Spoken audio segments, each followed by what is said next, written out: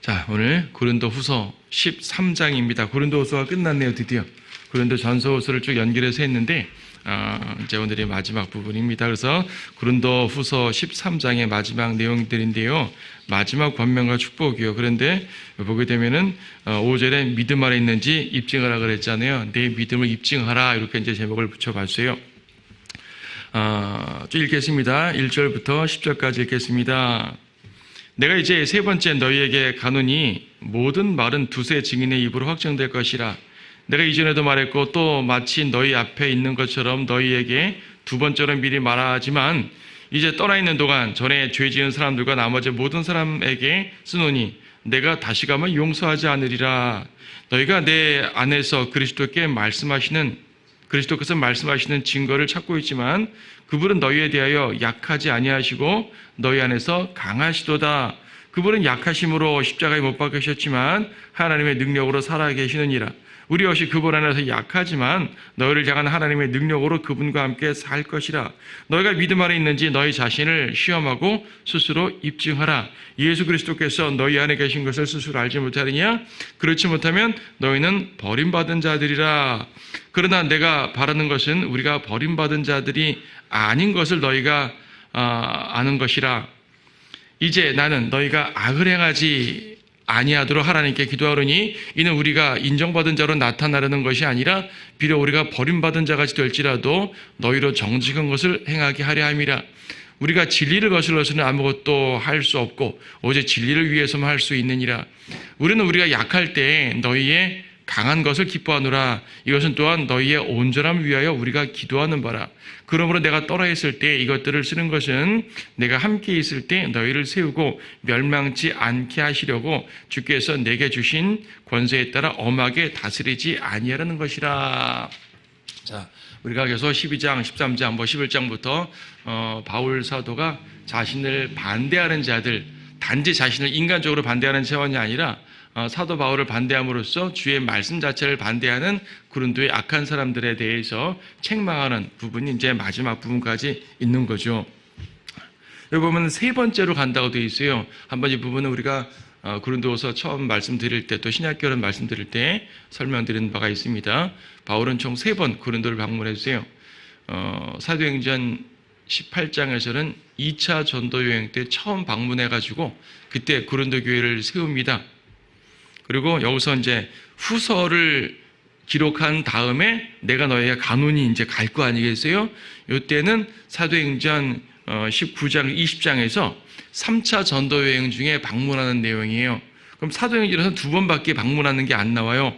하지만 이건 3번째 간다고 그러지 않습니까? 그러니까 사도행전에 기록되지 않은 어떤 시점 중에 한 번 더 갔던 것을 보는 거예요. 그러니까 우리가 한번 다른 시간에 설명드렸지만 이제 전서를 기록한 이후에 그들이 바로잡히길 바랐지만 잘 바로잡히지 않아요. 그래서 바울이 한번 별도로 갔어요. 직통으로 갔어요. 갔는데 또 바로잡히지 않았어요. 그래가지고 다시 이제 에베소로 건너와가지고 이제 디도를 보내고 또 고린도 후서를 쓰고 이런 과정입니다. 어쨌든 이제 3번 갔다는 말을 하는 건데 세 번째 가는 것은 그러니까 사도행전 18장에서 첫 번째 갈 때는 그냥 복음 전하고 그들을 양육하고 교회를 세우고 이런 정말로 간증이 있는 좋은 내용이었었어요. 근데 세 번째 간다는 얘기는 지금 가게 되면 너희를 책망하리라 그런 말이잖아요. 그러니까 많은 부분 바로 잡혔지만 아직 바로 잡히지 않고 악함 가운데 있는 자들을 책망하러 가는 겁니다. 사도행전 20장에서는 20장 2절 3절에 짧게 또 고린도란 말도 안 나와요. 아카야 지방에 갔다 왔다 라고 짧게 말하는데 그때 고린도 교회에 가가지고 이제 고린도 후서에서 말한 그런 내용들을 치리하고 지나간 것입니다. 그때는 짧게 갔었어요. 어쨌든 세 번째 방문에서 치리하는 장면 나오는데 용서하지 않으리라는 말까지 쓰니까 엄청 바울이 화난 것을 보게 되네요. 단순한 인간적 분노가 아니겠죠. 그들의 죄악에 대해서 우리가 앞에서 이제 쭉 봤어요. 그들이 무엇을 잘못했는지 봤습니다. 3절에 보니까 너희가 내 안에서 그리스도께서 말씀하시는 증거를 찾고 있지만 무슨 말입니까? 그 대적자들이요. 바울은 하나님께서 쓰시는 게 아니야. 그리스도께서 바울을 통해 말하는 것이 아니야. 바울 안에서 그리스도께서 말하는 것이 있나 찾아봐. 뭐 이런 말들이에요. 그러니까 부정하는 것이죠. 증거를 찾고 있지만 왜 증거를 찾아요? 분명히 드러나는데.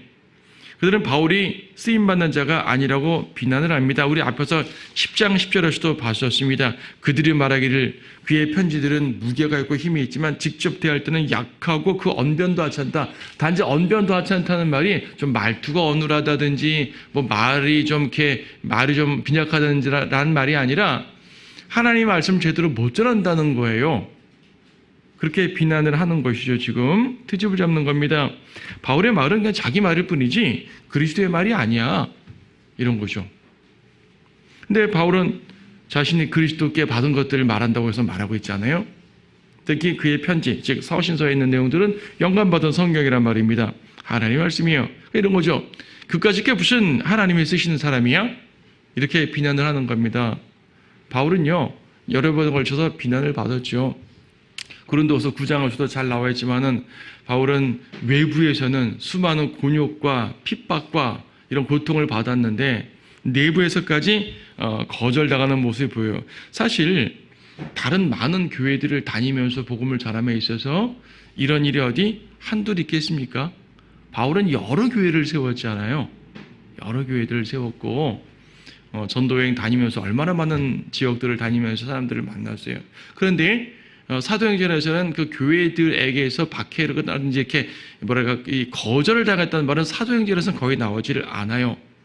사도행전에서는 유대인들에게 거절을 당했다든지 이방인들에게 거절당했다든지 이런 말이 주로 나오죠. 교회 성도에게는 항상 환영받는 모습이 사도행전의 모습이었었습니다. 근데 고린도 교회는 고린도 전서후서를 보니까 그렇지 않았단 말이죠. 다른 교회는 어땠을까? 몰라요. 하지만 에베소서, 빌립보서, 골로새서 다른 서신들을 쭉 보니까 이러한 내용이 없어요. 항상 사도 바울이 그리스도의 말씀을 전하는 것을 온전히 인정하고 받아들였단 말입니다. 고린도 교회가 가장 육신적이고 타락했던 모습을 보여주는 것입니다. 그래서 이제 계속적으로 다뤄야 되는 것인데, 근데 제가 이제 고린도전서 처음 이제 설명드릴 때 강의할 때 그랬었어요. 고린도 교회가 참 밉지만 다른 교회들에 비해서 밉지만 그만큼 더 애정이 간다고요. 왜 애정이 가냐면 우리 같은 모습 같아요. 우리 육신적인 우리의 모습 같기 때문입니다. 하나님께서 우리를 보시는 모습이 그럴 거예요. 우리 그리스도인들 중에서 정말 바울처럼 신실한 그리스도인들만 있습니까? 그럼 정말 좋겠지만 대부분의 사람들은 신실하지 못하고 오히려 육신적이란 말입니다. 고린도 교회 같은 모습들을 우리가 취하고 있는 거예요. 그래서 고린도 교회에게 책망하는 내용들은 사실 우리에 대한 책망으로 받아들여야 돼요. 물론 때때로 우리가 범하지 않는 좀 더 심한 죄들도 등장하지만은 죄의 경중을 떠나서 주님 안에서 수시로 떠나려고 하고 거역하려고 하는 광야의 이스라엘 같은 모습을 봐야 된다는 얘기입니다. 그래서 고린도전서 후서는 우리가 정말로 잘 봐야 되는 부분이에요. 자, 바울은 이제 논변하는 게 4절에서 뭐냐면 지금 너희가 나를 약하다고 말하고 있지? 라고 말하는 겁니다. 근데 사실 말이야 그리스도께서도 약하셨어 라고 말하는 거죠. 4절. 그분은 약하심으로 십자가에 못 박히셨지만 약하셨잖아요. 인간적으로 볼 땐 약하셨습니다. 채찍을 맞으려니까 맞을 수밖에 없었고요. 십자가를 지려니까 칠 수밖에 없었죠. 군사들이 달려오니까 예수님의 편에 섰던 제자들이 그 군사들을 막을 힘도 없었어요. 어떻게 막습니까? 그 거대한 절대적인 로마의 군사 권력과 바리새인 사두개인들의 종교 권력을 이겨낼 수가 없어요. 예수님 약하셨어요. 약하시기 때문에 못 박으신 겁니다. 하지만 예수님이 정말 약하신 겁니까? 그건 아니잖아요. 그분은 하나님의 아들이십니다. 약한 육신의 모습으로 오신 것뿐이죠. 그리고 주님께서는 어떠한 세력도 취하지 않으셨습니다.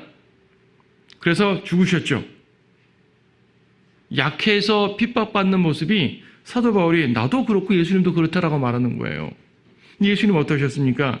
약하심으로 십자가에 못 박히셨지만 하나님의 능력으로 살아계시느니라. 하나님의 능력으로 살아나셨고 또 지속적으로 살아계신다는 얘기예요. 마찬가지로 우리 역시 그분 안에서 약하지만 너희를 향한 하나님의 능력으로 그분과 함께 살 것이라. 오늘날도 예수님은 약하다고 사람들의 생각들을 많이 합니다.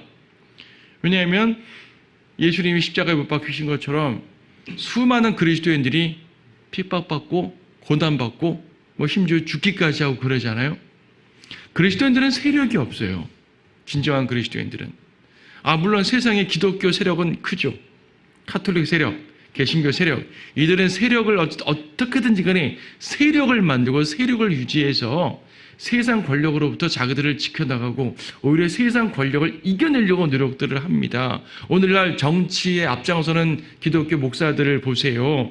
그들은 세력을 이루어가지고 뭔가를 하려고 하는 거죠. 예수님이 세력을 이루려면 못 이뤘겠어요? 예수님께서는 하늘의 천사들 군단을 보내가지고 저들을 멸하실 수도 있다고 말씀하셨습니다. 세력을 말하면 우리 주님 같은 분이 어딨습니까? 그런데 그분은 세력을 쓰지 않으셨거든요. 그냥 죽으셨거든요. 예수님도 그러셨고, 그래서 오늘날 수많은 교회사에 2000년 동안 박해받았던 수많은 그리스도인들을 혹은 지금도 우리가 당하는 세상 가운데 만난 고통들 약함으로 받는 거예요. 하지만 약한 게 진짜 약한 것이 아니란 얘기죠. 진짜는 강하다는 얘기입니다. 그리스도 안에서 강하다는 얘기입니다. 너희를 향한 하나님의 능력으로 그분과 함께 살 것이라. 예수님께서 살아나셨고 지속적으로 살아계신 것처럼 우리도 그분 안에서 지속적으로 산다는 얘기예요. 우리가 그분 안에서 산다는 얘기는 아주 강하신 분 안에서 산다는 얘기입니다. 그러면 여러분들 외형적으로는 분명히 약해요. 약해야 해요. 세력을 키워가지고 대적하지 마세요. 하지만 본질은 더 강하다는 사실을 기억하셔야 돼요. 그리스도께서 우리 안에 계심으로 말미암아, 우리 안에 살아가심으로 말미암아, 또 우리도 주님 안에서 살아있음으로 말미암아, 살아가신 주님 안에 거함으로 말미암아 우리는 세상 누구보다 강한 겁니다. 여러분 안에 있는 믿음을 그 누구도 꺾지 못한다는 사실을 기억하셔야 돼요. 바울은 그렇게 논변을 한 거죠. 5절에 보니까 그렇게 이제 4절 다시 보게 되면 내가 약해 보이는 건 사실이지만 약하다는 것이 곧 하나님께서 쓰시지 않는다는 건 아니다는 말이에요. 왜 요즘에 그렇잖아요. 이제 사람들 평가할 때 어떤 교회 목사는 설교도 정말 강하게 하고 카리스마가 있고 뭔가 강력해 보이고 말이에요. 어떤 분은 좀 유해 보이고 그러니까 강한 사람이 더 주님이 많이 쓰는 것 같다. 약한 사람은 주님 잘 안 쓰는 것 같아. 사도 바울이 아니라 그랬잖아요. 아니라 그랬어요. 사람들은 강해 보이고 소위 말하는 카리스마가 있으면은 하나님께서 쓰시는 것 같아가지고 그쪽으로 몰리는데 하나님의 쓰심은 오히려 나의 약함을 통해서 쓰신다는 사실을 아셔야 돼요. 지난주에도 설명드렸잖아요. 많은 사람들이 육신적으로, 그러니까 주님의 일을 곧잘 하다가 육신적으로 빠져버릴 때가 있어요. 육신적으로 빠져버리게 되면은 주님의 쓰심은 멈추는 거예요. 근데 때때로 사람들을 볼 때 육신적으로 강력하게 하니까 뭐가 이루어지고 성취를 이루고 하여튼 뭔가 업적을 이룰 때가 있잖아요. 비록 저분이 육신적으로 행했지만 그래도 하나님이 쓰시나 보다. 그렇게 평가하면 안 된다는 얘기죠. 우리가 약할 때 쓰임 받는 거예요. 우리가 약할 때 주님의 강함이 내 속에서 나타나야 되는 거지, 나의 육신적 강력함, 육신적 생각들이 드러나게 되면 하나님의 쓰심은 적어도 순간적으로 딱 멈추게 된다는 사실. 그래서 더욱더 주님만을 의지해야 된다. 우리가 약하다는 것이 곧 주님이 쓰시지 않는다라는 말은 아니라는 사실입니다. 오히려 주님이 더 쓰실 수 있죠. 그래서 이제 5절에서 바울이 반증하는 건 뭐냐면 오히려 너희는 믿음 있느냐 입증하라 라고 말하는 거죠. 너희가 믿음 안에 있는지 너희 자신을 시험하고 스스로 입증하라. 입증하라. 믿음 안에 있다는 걸 입증하라. 믿음 안에 있다는 말은 무슨 말이에요? 믿음이란 어떤 동그란 개체가 있어서 그 속에 쏙 들어가 있다. 그런 말이 아니잖아요. 믿음 안에 있다는 얘기는 그리스도인들이 마땅히 믿어야 할 바를 믿고 있느냐 그 말이에요. 믿어야 할 바. 믿어야 할 바가 뭐죠? 예수님을 믿어야죠. 예수님의 보혈을 믿어야죠. 십자가의 공로를 믿어야죠. 그래야 구원받는 거죠. 예수님의 역사적 존재를 믿는다고 구원받는 게 아니죠. 하나님이 신이라는 존재가 있어 라고 믿는다고 구원받는 게 아니죠. 어떤 의사들은 그러잖아요. 자기가 수술해봤더니 이건 도저히 못 고칠 병인데 어떤 초자연적인 능력이 고친 것 같아. 신이 있는 것 같아 라고 고백하는 분이 있어요. 그것도 그 사람 구원받은 거 아니잖아요. 그렇죠. 적어도 구원받으려면은 예수 그리스도께서 나의 모든 죄를 씻기 위해 십자가에 못 박아 죽으셨고 나의 모든 죄를 제거하시고 용서하시고 그렇죠? 희생제물이 되셨기 때문에 난 그분을 믿고 영접해서 구원받는 것. 이 믿음 가운데 이제 있어야 구원받는 거잖아요. 그러면 믿음이라는 것이 구원에만 한정됩니까? 아니죠. 그럼 구원받은 다음에는 굳이 뭐 믿음을 가질 필요가 없나요? 구원받았으니까 끝났나요? 아니잖아요. 구원받은 이후에 더 믿음이 더 필요한 거 아니겠어요? 여러분들은 기도할 때 이루어진다는 확신, 믿음이 있어야지 기도를 하는 거 아니겠습니까? 기도는 하지만 이루어질지 모르겠어요. 이건 믿음의 기도가 아니잖아요. 믿음이 있어요. 마땅히 믿어야 될까요? 믿어야 되는 겁니다. 우리가 세상을 살아나갈 때 세상이 전부나 어둡고 불안하고 하지만 주님의 손잡고 헤쳐나갈 거 아니겠어요? 주님께서 나를 믿고 한 걸음 걸어라, 헤쳐나가라 할 때 주님의 손을 붙잡고 과감히 걸어 나가는 거예요. 맞서 싸워 나가는 거예요. 이게 믿음이에요. 그리스도인들이 가져야 될 믿음이죠. 이런 믿음 안에 굳게 서 있냐 이거죠. 우리가 사역을 할 때 성경적 사역, 말씀의 바탕 위에 있는 사역을 해야지 인간적 지혜로 세상적 지혜로 어떤 교단적인 이러한 그 세력으로 사역하면 안 되잖아요. 이런 모든 것들에 대해서 우리가 온전히 믿음 안에 행하고 있느냐라는 묻는 거죠. 믿음 안에 행하고 있느냐. 단지 구원의 문제로만 한정시키지 마세요. 구원의 문제로만 한정시키지 마시고 우리의 모든 신앙생활의 모든 전반적인 문제로 볼 수 있습니다. 그래서 여기서 믿음 안에 있는지 너희 자신을 시험하고 입증하라 라는 말은 두 가지로 적용할 수 있는데 첫째로는 그리스도를 구주로 믿고 영접했다는 것에 적용할 수가 있고 둘째는 우리의 모든 삶과 사역에 있어서 성경적인 믿음을 갖추고 있는 것. 이 두 가지 면에서 다 적용되어야 되는 본문이에요. 사실 문맥은요. 구원에 대한 문맥은 사실 아니에요. 첫째 문맥은 이 사람들 구원받았냐 안 받았냐는 그런 문맥이 아니거든요.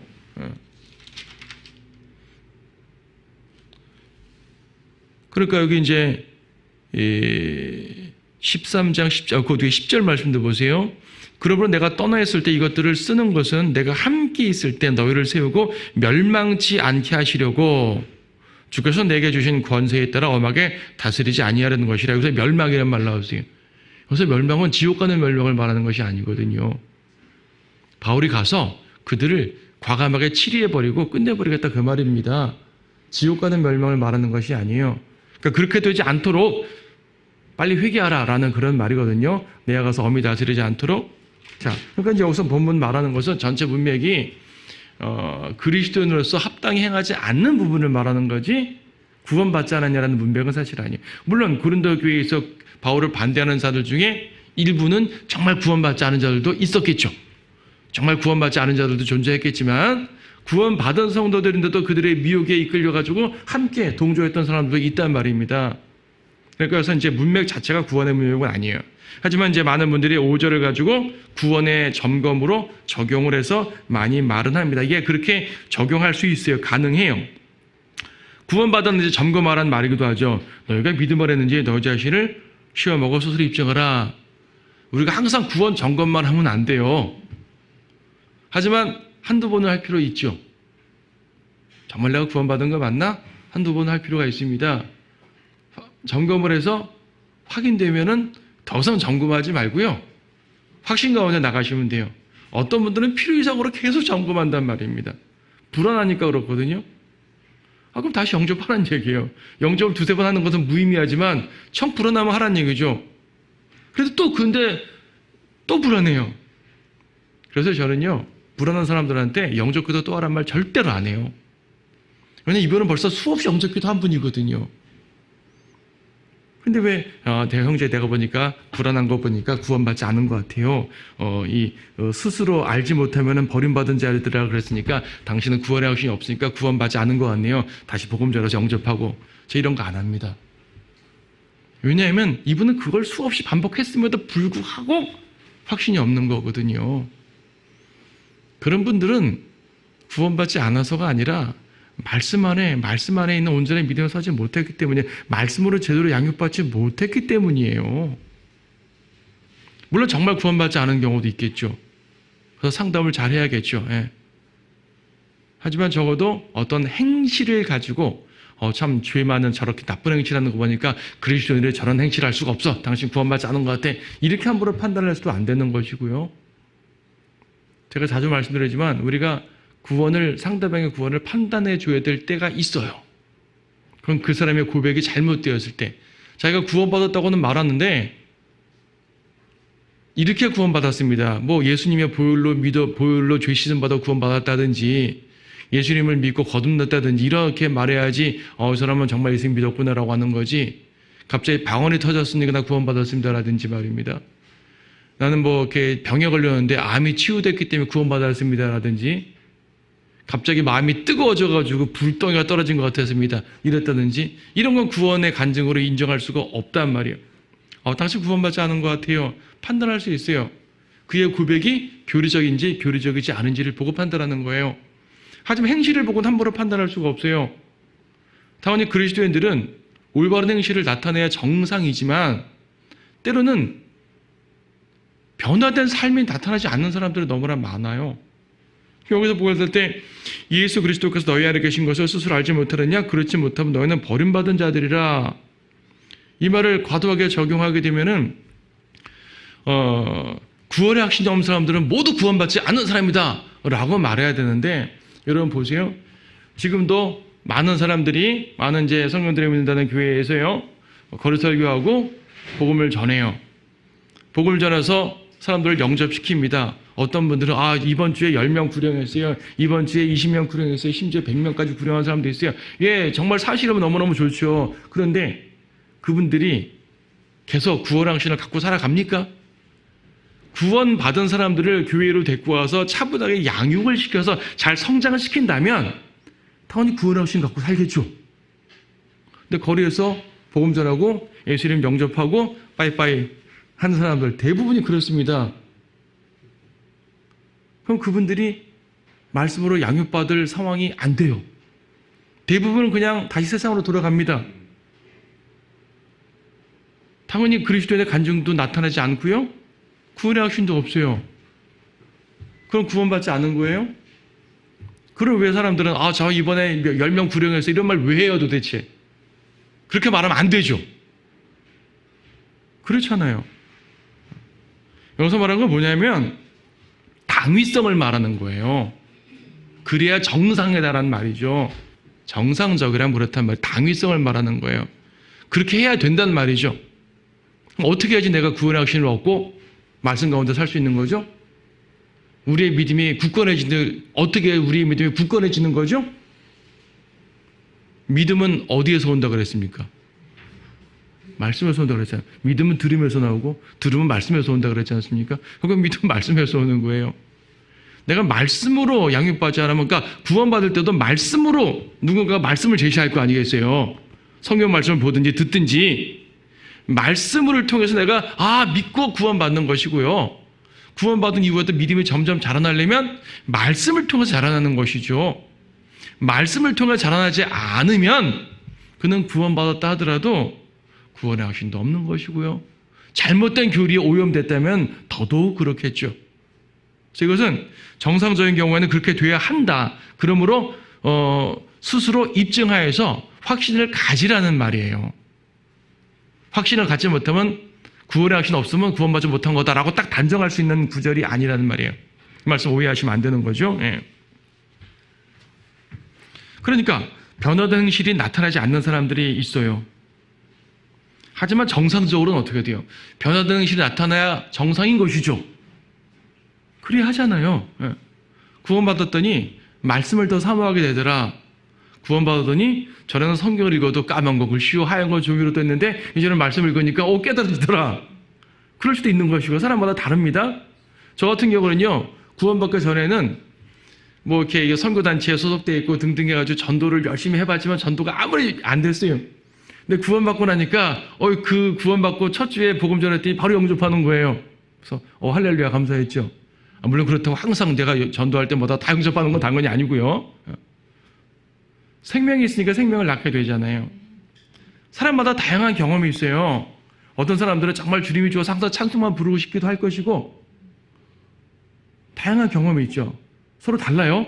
똑같지 않습니다. 어쨌든 구원받았으면 변화가 일어나는 것이 당연해요.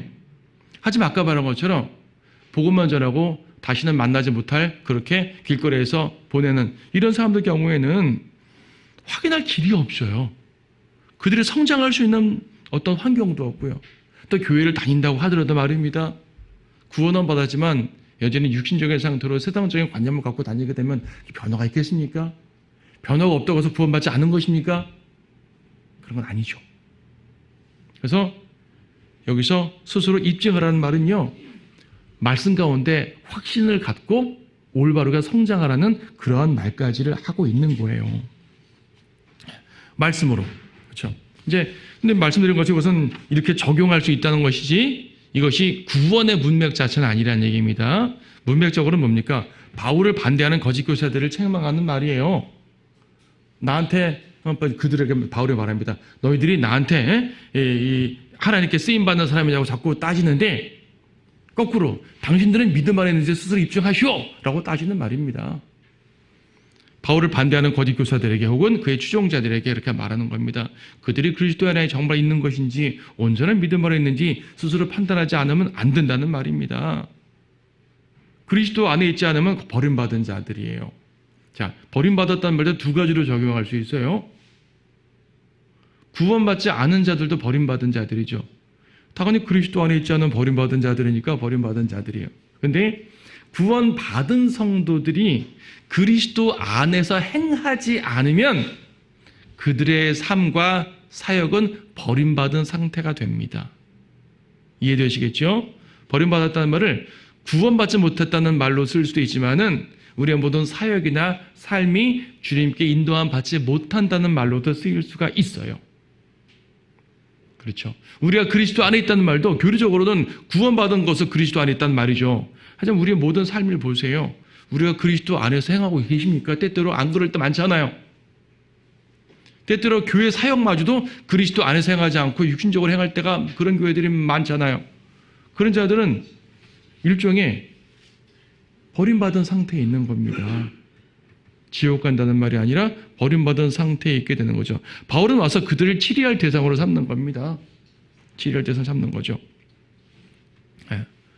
뭐 구원받지 않았다면 말 그대로 정말 구원받지 않았으니까 다시 복음을 전하든지 아니면 교회를 쫓아다든지 할 수밖에 없는 상황이 되는 것이고요. 본문 문맥 속에서 구원받은 성도들이 그렇게 동조했다면 내가 가서 치리할 테니까 그 전에 빨리 회개하라 라고 12장에서도 말한 바와 같이 연장해서 같은 문맥으로 말하고 있는 겁니다. 8절에서 우리가 진리를 거슬러서는 아무것도 할 수 없다고 말합니다. 우리가 진리를 거슬러서는 아무것도 할 수 없고, 그렇죠. 진리를 거슬러서는 할 수 없어요. 진리 안에서만 할 수 있습니다. 바울은 진리 안에서만 했던 분이에요. 우리도 진리 안에서만 행해야 됩니다. 진리 안에서만 행한다는 것은 주님의 인도함을 받는다는 얘기고, 그렇죠. 그리스도 안에서 행한다는 말이죠. 그래서 진리 안에서 행하지 않는 자들은 두 가지 의미로서 버림받은 자들이 된다. 설명드렸던 것처럼 구원받지 않았거나 아니 인도함 받지 않거나, 그렇죠. 둘 중 하나로 버림받은 자의 모습을 보이게 됩니다. 9절에서 너희의 온전함을 위해서 기도한다고 말합니다. 우리가 9절 뒷부분 이것은 또한 너희의 온전함을 위하여 우리가 기도하는 바라. 바울은 비록 이들을 책망을 하지만 책망을 하면서도 항상 그들의 온전함을 위해서 기도했던 것이죠. 사도의 마음입니다. 부모가 자녀를 책망한다고 해서 자녀를 미워하는 것이 아니란 얘기죠. 바로잡기 위한 것이고, 그러면서도 더욱더 기도하면서 아파하는 마음을 보이고 있는데 사도 바울이 그랬고요. 모든 이제 부모들의 마음이 그런 것이고 무엇보다 하나님의 마음이 그렇다는 사실을 알아야 돼요. 모든 사역자들은 이런 마음을 품어야 되는 것이고 모든 성도들도 이러한 마음으로서 서로서로 온전한 형제애를 보여야 될 것입니다. 마지막 부분입니다. 11절부터 형제들아 마지막으로 말하노니 기뻐하라 온전하게 되라 위로를 받으라 한 마음을 품어라 평안히 지내라 그러면 사랑과 화평이 하나님께서 너희와 함께 계시리라. 거룩한 입맞춤으로 서로 문안하라. 모든 성도가 너희에게 문안하노라. 주 예수 그리스도의 은혜와 하나님의 사랑과 성령의 교제가 너희 모두와 함께 있을지어다. 아멘. 축복의 마무리죠. 축복의 마무리. 기뻐하라. 온전하게 되라. 위로를 받으라. 한 마음을 품으라. 평안히 지내라. 축복을 비는 거죠. 그러면 사랑과 화평의 하나님께서 너희와 함께 계시리라. 이 말도요, 우리가 이렇게 온전하게 행하면 하나님이 우리와 함께 계신다는 말이 아니죠.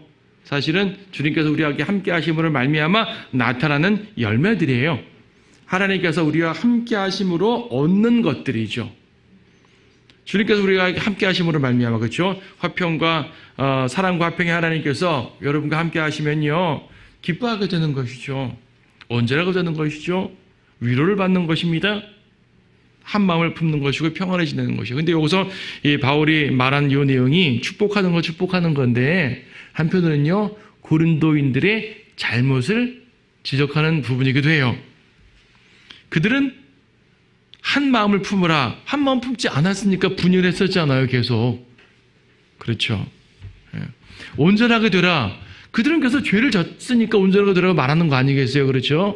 그러니까 그들의 잘못된 것들은 지금 전서 후서 두 책을 통해서 계속적으로 지적을 해주고 바로 잡았는데, 마무리하는 이제 상황에서 이제 결론을 짓는 거죠.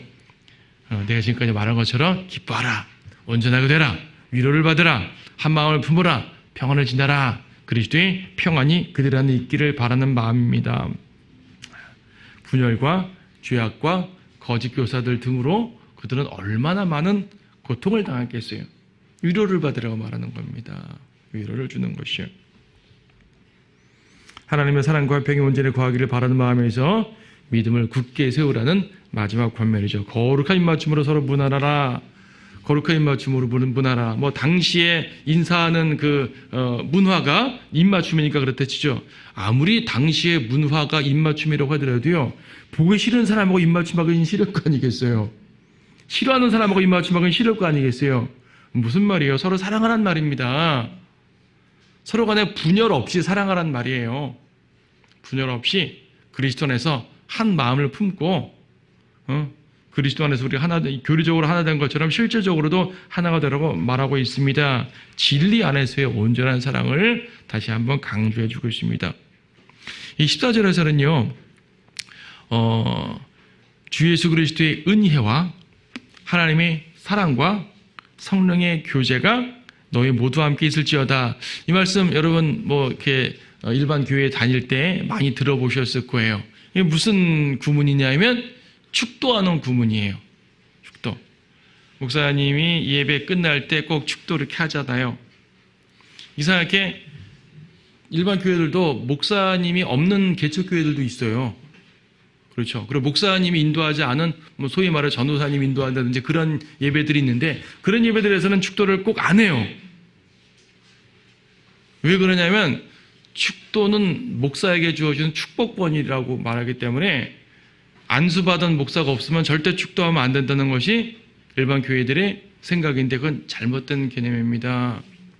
일단 여기서 사람들이 축도니 뭐니 이렇게 강조하는 이유는 강조할 만해요. 왜냐하면 바울의 다른 모든 서신서들을 보게 되면요, 그리스도의 은혜가 너희와 함께 있을지어다로 다 끝나요. 13권의 서신 중에서 대부분의 서신들은 그리스도의 은혜가 너희와 함께 있을지어다, 혹은 그냥 은혜가 너희와 함께 있을지어다, 이 말만으로 끝나는데, 유독 고린도 후서에서만, 전서에서도 그리스도의 은혜만 얘기합니다. 후서에서만 하나님의 그리스도의 은혜와 하나님의 사랑과 성령의 교제를 다 말하, 삼위일체 하나님의 복을 다 말하잖아요. 삼위일체 하나님의 축복을 다 말하니까 얼마나 더 위대한 축복이에요. 이 내용이 다른 서신서들의 끝보다 더 강조가 되잖아요. 그래서 이 부분을 딱 이제 캐치해가지고 축도할 때 쓰는 거예요. 얼마나 강조가 됐으면 그렇겠습니까? 그럴 만하죠. 근데 아까 말씀드렸던 것처럼 축도라는 것은 목사에게는 축복권이 있다. 그건 잘못된 겁니다.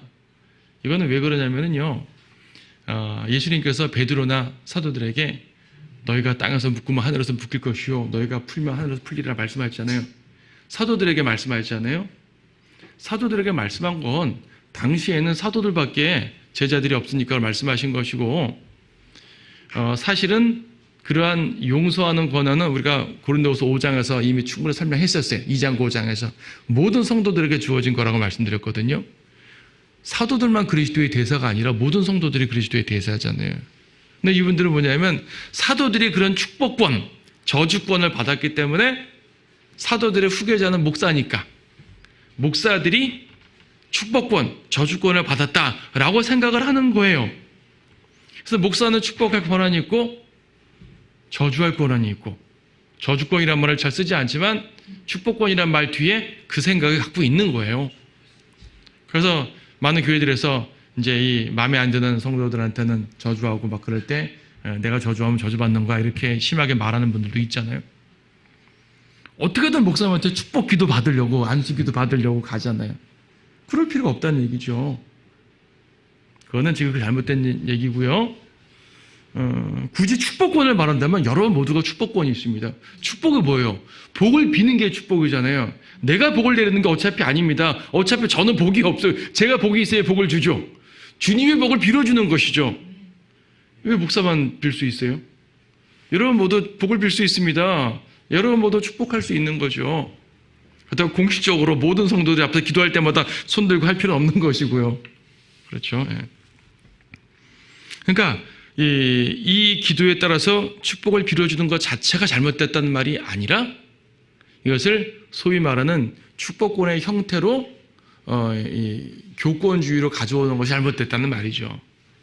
이 삼위일체의 셋을 강조하는 것은 뭐냐면 그리스도의 은혜는 그리스도의 십자가에 기인되는 거기 때문에 모든 은혜는 십자가를 통해서 나옵니다. 신약성도 개념에서.